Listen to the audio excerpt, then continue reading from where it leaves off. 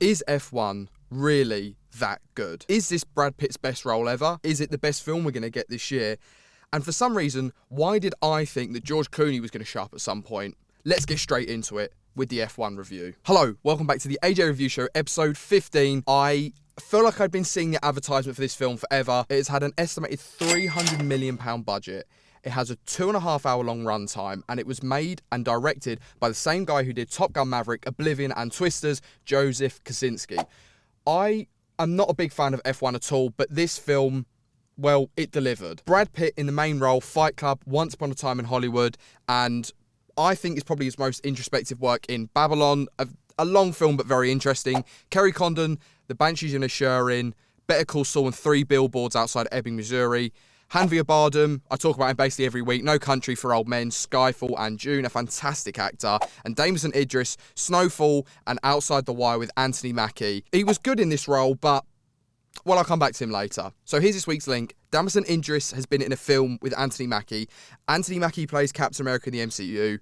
And Kerry Condon is the voice of Friday, the opposite to Jarvis within the MCU. So there's your link between the actors. Also, for some reason, I was absolutely convinced that George Clooney was going to be in this film. And I think the reason is because at the same promotional time that Apple was also making and producing a film with Brad Pitt and George Clooney called Wolves.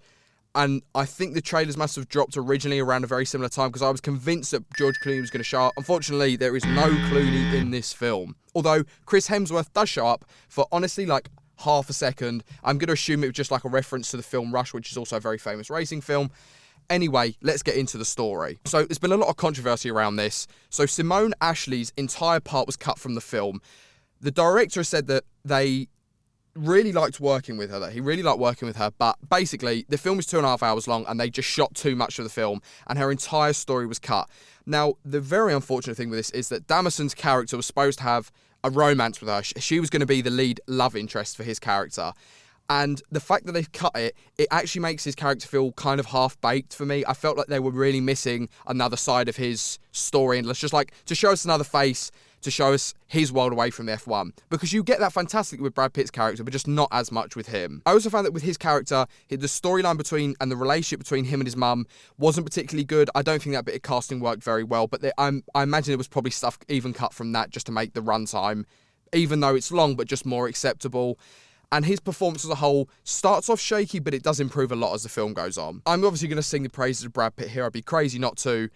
It is one of my favourite roles I've probably ever seen him in. In fact, I would say it definitely is one of my favourite roles. He is just a love letter to Brad Pitt. Without him, the film doesn't have the same star quality, but his charisma, his charm, the way that he just gets all the ladies and he's so cool on screen, but he can just give you so many different angles and depths of character. He is so good in this role and was just incredibly captivating on screen. Then you've got Kerry Condon, who eventually ends up playing like the romance to Brad Pitt, Romeo and Juliet, as it were. And it's just, she plays into his role really well. They complement each other fantastically on screen, but she's also just another really well, strong, written female lead, as opposed to, say, Rachel Zegler in the Snow White film. And then Javier Bardem. Unfortunately, I actually found Javier Bardem slightly underused. He's a wonderful, wonderful actor, and his chemistry with Brad Pitt on screen is very funny, and that's what I really wanted more of. But he plays sort of the serious boss man manager in the film really well, and they've obviously spent a lot of time writing the roles, the motivations, everything, and it makes a really interesting but well-rounded universe that's just basically about racing. So the film itself does an incredible job of building tension. It really builds it up and it lets it relax again, it builds it up and relaxes again. There were parts where I was like sitting forward, digging my fingers into my skull, my heart was pounding.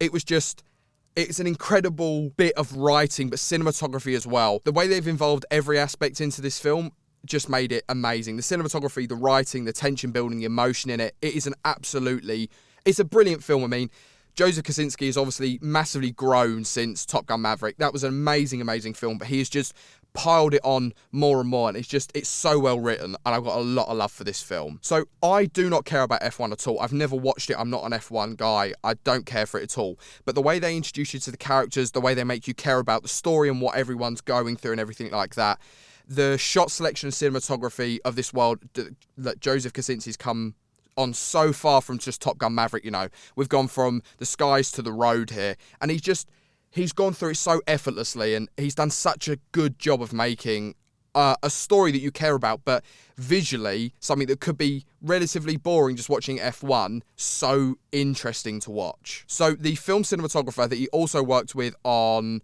Maverick and Oblivion is a guy called Claudio Miranda.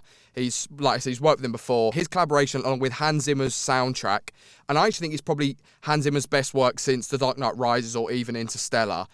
It's an incredible soundtrack, but the cinematography, the soundtrack, and then the choice of just track selection, you know, a lot of AC/DC, Led Zeppelin in there, it just makes an absolute whirlwind, incredible experience. Another thing just adds to the reality, like we heard in Top Gun Maverick, both Brad Pitt and Idris do a lot of their own stunts in this. They spent 4 months learning how to drive F1 cars, and they both drove up to 180 mile an hour while doing this. So there is real risk in this film, and you can feel it when you're watching it. The only downsides to this film, I would say, is that even though I would have watched the full cut with the full romance, because I think it would have added a lot to Idris's character, I think that towards the start of the film, the first act, that the script and the acting is quite robotic.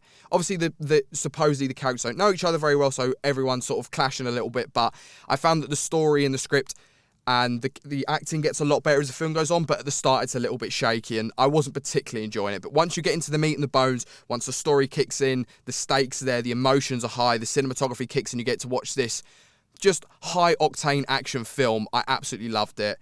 And the other problem is that I do feel like Idris's character is underdeveloped, which is a real shame because it's not his fault, but if they could have rounded his character out a little bit more, I think this would have bumped this even higher for me.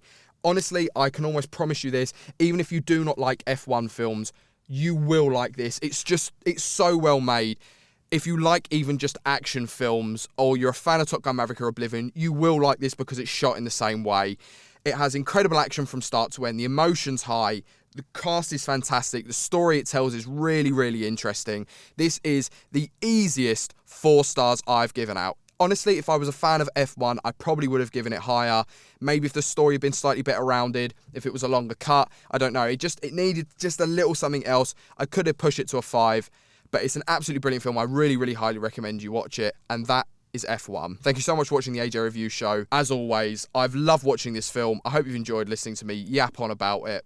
And that's been the AJ Review Show, episode 15. Hi guys, I hope you enjoyed watching that episode.